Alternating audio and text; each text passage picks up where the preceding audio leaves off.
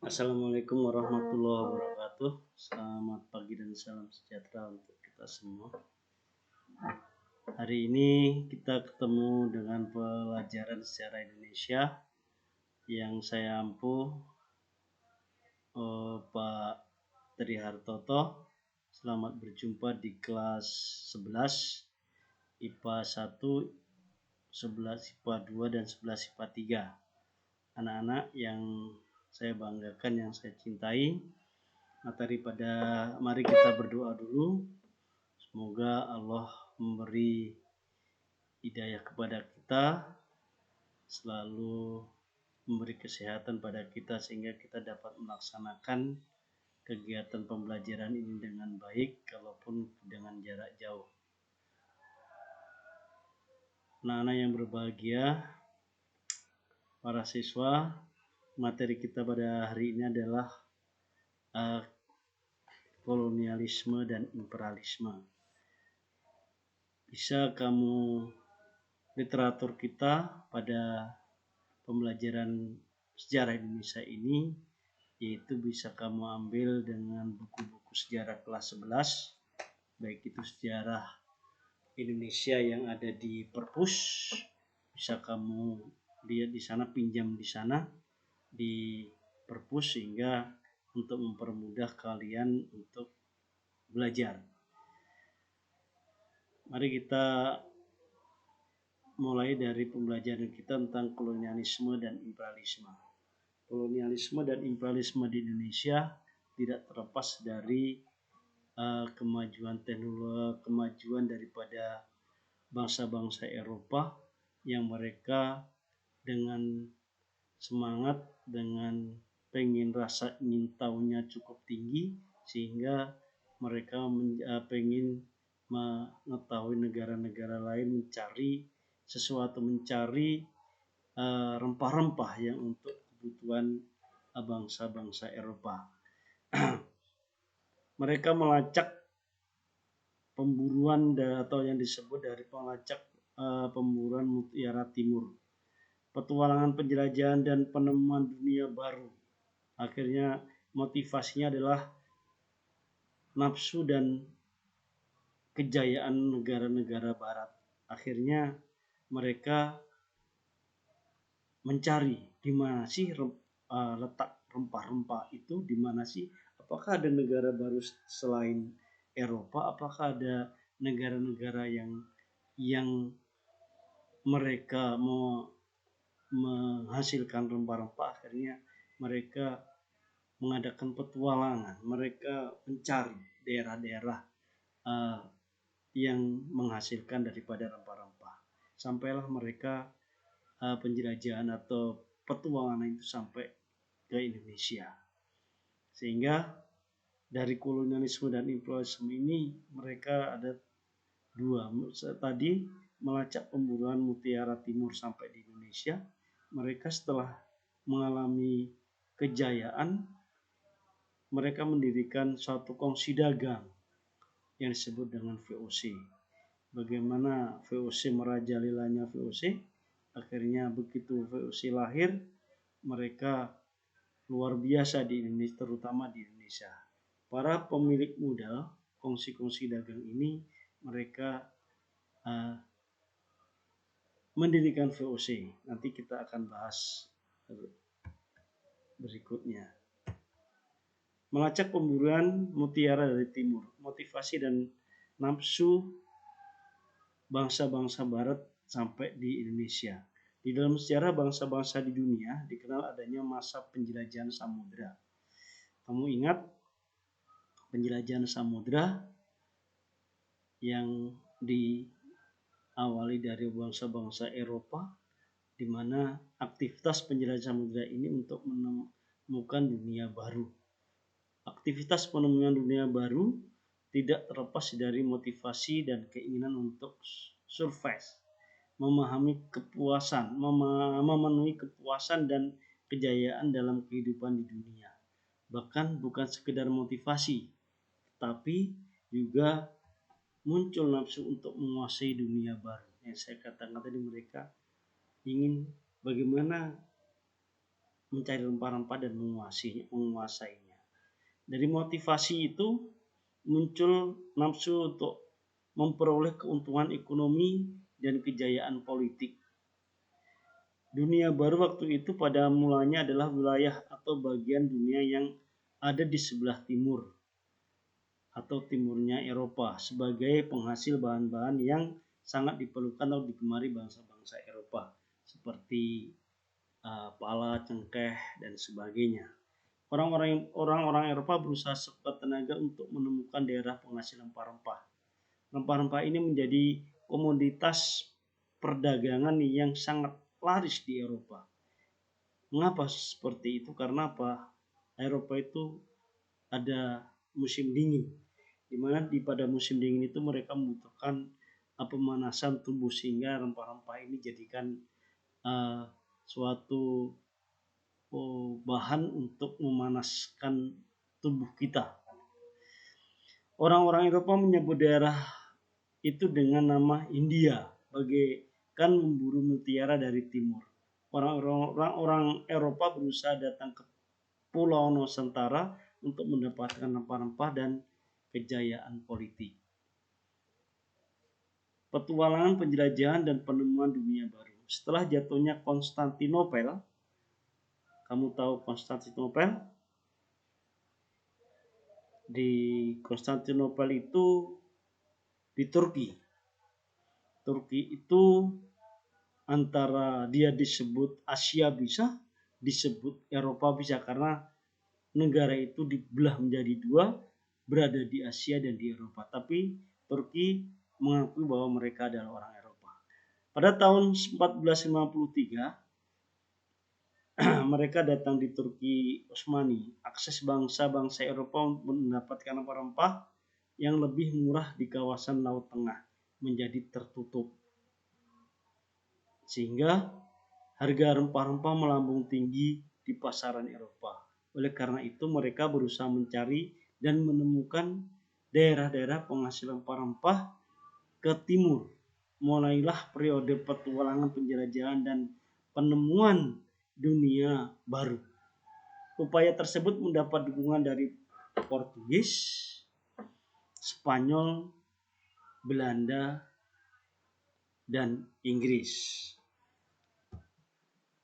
Tujuannya tidak semata-mata mencari keuntungan melalui perdagangan rempah-rempah, tetapi ada juga yang lebih luas. Tujuannya adalah goal, memburu kejayaan. Memburu kekayaan dan keuntungan dengan mencari dan mengumpulkan emas, perak, dan bahan tambang serta bahan-bahan lain yang sangat berharga. Waktu itu dituju terutama rempah-rempah dari timur. Golri, memburu kejayaan. Dalam kaitan ini mereka saling bersaing dan ingin berkuasa di dunia baru yang ditemukannya. Gospel, menjalankan tugas suci untuk menyebarkan agama, terutama agama Kristen. Kedatangan bangsa-bangsa barat ke Indonesia diawali dengan Spanyol. Bagaimana Spanyol datang ke Indonesia? Seperti dipimpin oleh Columbus pada tanggal 3 Agustus 1942, Columbus berangkat dari Spanyol berlayar menuju ke arah barat. Akhirnya Columbus menemukan sebuah benua baru. Sampailah mereka di Amerika. Ekspedisi kemudian dilanjutkan oleh rombongan Magellan pada tahun 1521. Sampailah ke Kepulauan Masava atau kemudian dikenal dengan Filipina. Memicu daripada penemuan Magellan, maka penjelajahan dan pelayaran dipimpin oleh Magellan itu sering disebut-sebut bahwa tokoh yang berhasil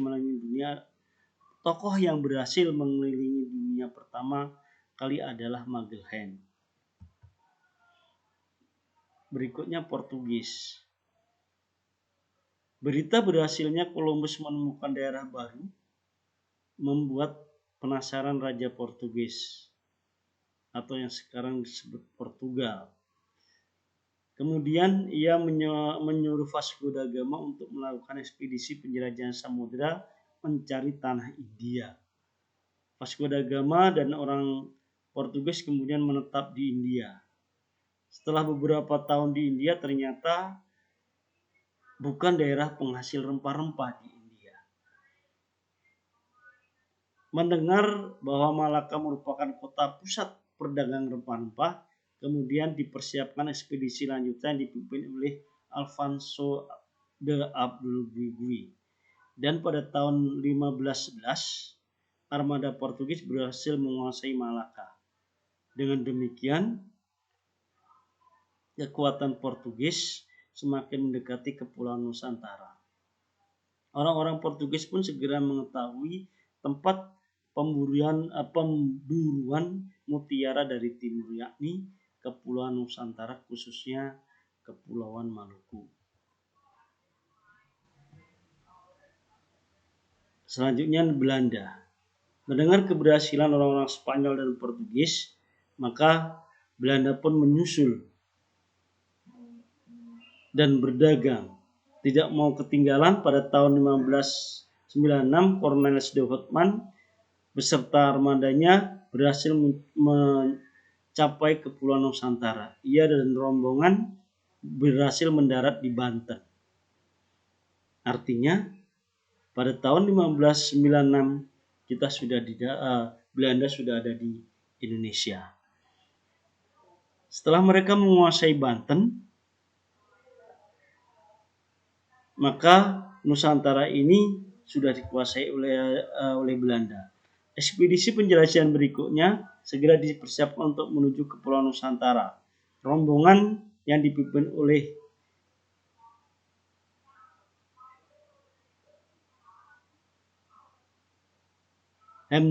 Christ ini sampai di Banten pula, sehingga rakyat Banten pun kembali menerima kedatangan orang Belanda. Belanda mulai melakukan aktivitas perdagangan. Kapal-kapal mereka mulai berlayar ke timur, sehingga singgah di Tuban. Dari Tuban pelayaran dilanjutkan ke timur menuju Maluku. Di bawah pimpinan Jacob van Eyck, mereka sampai di Maluku pada tahun 1599. Kedatangan orang-orang Belanda ini juga diterima baik oleh rakyat Maluku. Kebetulan waktu itu Maluku sedang konflik dengan orang-orang Portugis. Pelayaran dan perdagangan orang-orang Belanda di Maluku ini mendapat keuntungan yang berlipat. Dengan demikian semakin banyak kapal-kapal yang berlayar menuju Maluku. Selanjutnya Inggris. Setelah Inggris berhasil menemukan Kepulauan Maluku, perdagangan rempah-rempah semakin meluas. Tetapi karena Inggris terlibat konflik dengan Portugis sebagai bagian dari Perang 80 tahun, maka Inggris mulai mengalami kesulitan untuk mendapatkan rempah-rempah dari pasar Lisabon. Oleh karena itu, Inggris kemudian berusaha mencari sendiri negeri penghasil rempah-rempah. Dalam pelayarannya ke dunia timur untuk mencapai daerah penghasilan rempah-rempah, Inggris sampai ke India. Dari India inilah para pelaut dan pedagang Inggris berlayar ke Kepulauan Nusantara untuk meramaikan perdagangan rempah-rempah. Bahkan pada tahun 1811 pernah memegang kendali kekuasaan di tanah Hindia. Sehingga dapat disimpulkan bahwa latar belakang kedatangan bangsa-bangsa Barat ke Indonesia adalah pertama jatuhnya Konstantinopel ke tangan Turki Utsmani, sehingga adanya berbagai penemuan di bidang teknologi dan semangat melanjutkan perang salib. Dua bangsa-bangsa Barat seperti Portugis, Spanyol, Belanda, dan Inggris mencari daerah baru untuk memburu rempah-rempah melalui penjelajahan samudera atau jalur laut. 3. Dari konteks Indonesia, orang-orang Spanyol datang ke Indonesia melalui jalur timur, sehingga Portugis melalui jalur barat diikuti Belanda dan Inggris.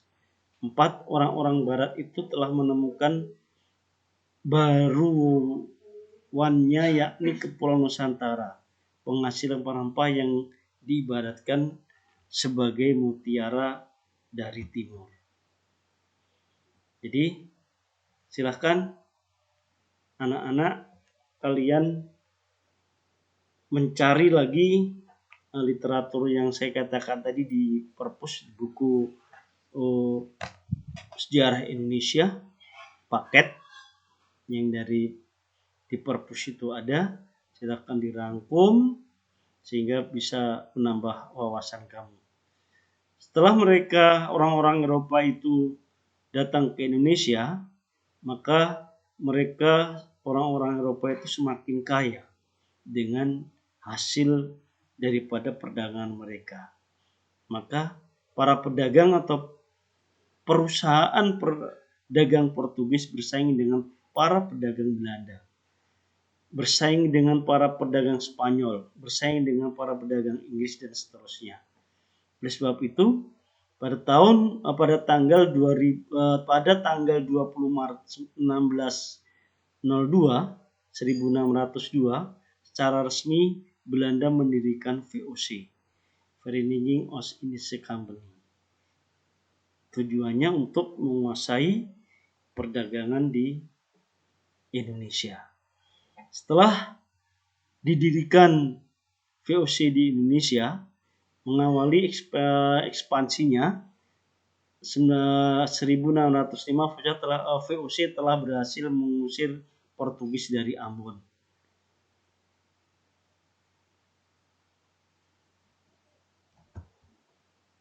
VOC semakin merajalela. Pada tahun 1614, Peter Both diganti oleh Gubernur Jenderal.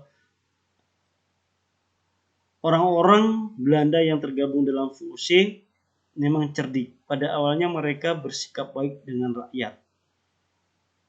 Artinya kita dibaik-baiki, dibodohi. Ya. Hubungan dagang dan kerajaan-kerajaan yang ada di Nusantara berjalan dengan lancar. Sikap baik rakyat dan para pengusaha setempat ini dimanfaatkan oleh VOC. Untuk semakin memperkuat kedudukan di Nusantara, lama-kelamaan orang-orang Belanda mulai menampakkan sikap congkak dan sombong. Setelah merasakan nikmatnya tinggal di Nusantara dan menikmati keuntungan yang melimpah dari perdagangan.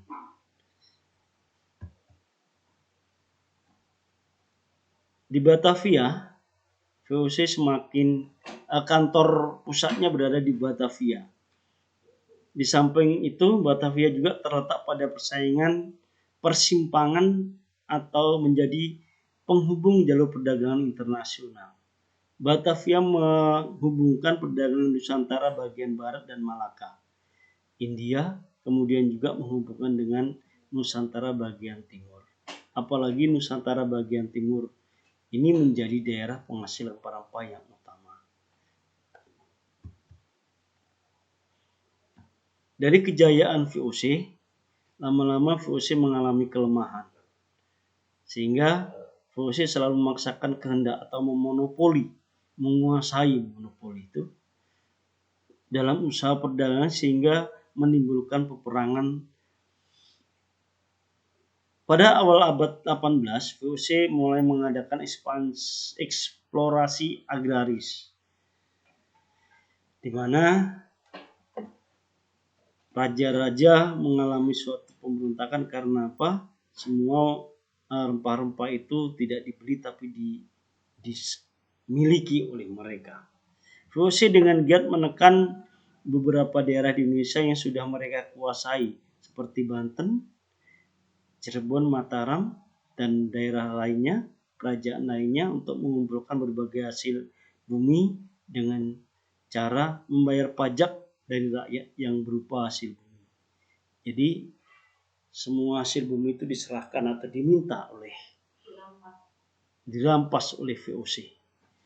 Sehingga kita tidak bisa apa-apa, tidak bisa bergerak. Penyerahan upeti wajib setiap tahun dari kerajaan-kerajaan yang tanduk kepada VOC atau kerajaan yang tidak mengikat perjanjian dengan VOC. Rakyat di daerah yang sudah dikuasai diwajibkan menanam tanaman tertentu dan menjual kembali dengan harga tertentu kepada VOC. Misalnya kopi, cengkeh, dan sebagainya, sehingga memang betul-betul rakyat kita sudah terjajah.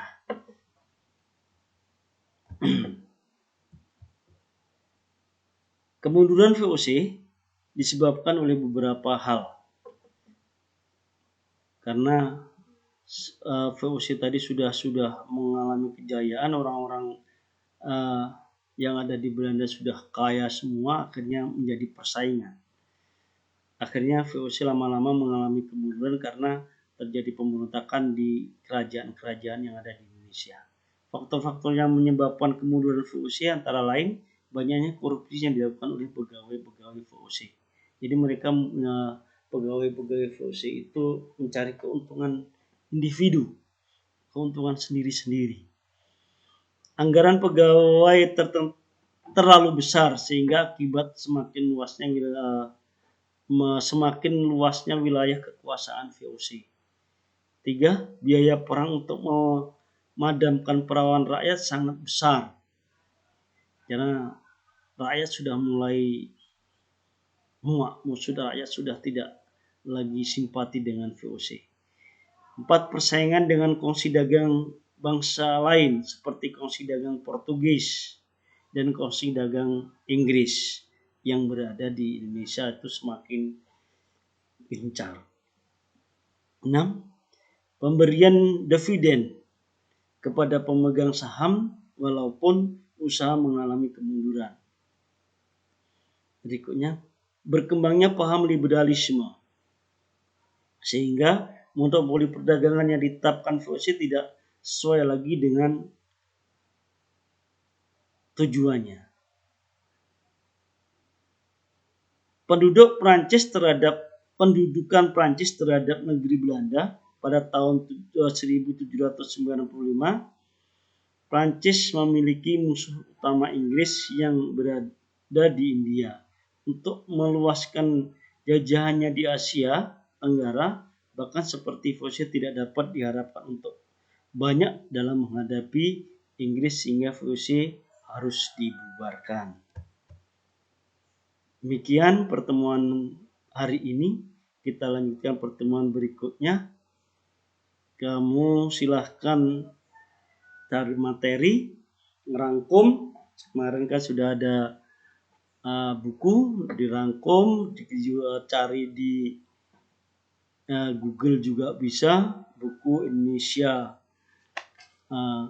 sejarah Indonesia, kamu rangkum. Nanti pada saat sudah normal, situasi sudah normal, kamu kumpul sehingga nanti kita bisa belajar secara normal.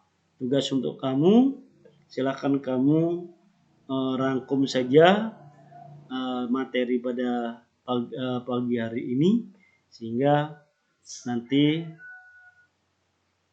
ada bahan untuk ulangan harian dan sebagainya. Demikian pertemuan hari ini. Selamat belajar selanjutnya. Selamat sukses untuk kamu. Dan semuanya mudah-mudahan tidak mengurangi semangat kita. Tetap kita belajar. Assalamualaikum warahmatullahi wabarakatuh.